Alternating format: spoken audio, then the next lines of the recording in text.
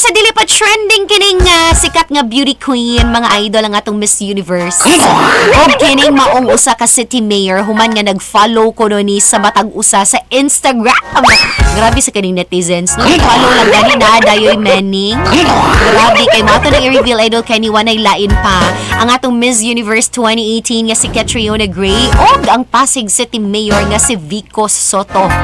Oo nya, nag-follow ni sila sa Instagram ang mga netizens in town. Di gyawagid ka pugi, gikilig og taman. Kasi lagi kuno og naa na kuno ni meaning mga idol. Basin kuno nagkasinabtanay kuno ning duha. No, pero mo lagi na igor man ni nag-follow sa Instagram, pero napoy mga nag-ingon, di ba siguro na basta-basta nga makitaan kuno ng aso kung way gasugod nga kalayo.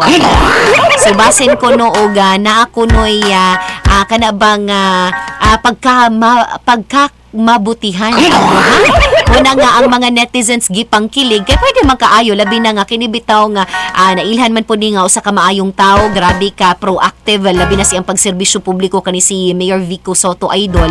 Samtang of course si Miss CATRIONA nagpadayon niya mga advokasya mga idol sa pagtabang in town.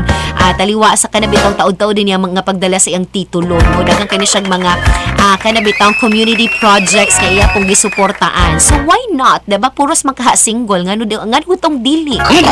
Mapas ka, ngano kong dili kung naagyo'y feeling. Saan ko na? Saan ka itong kataha? Basta na, ana.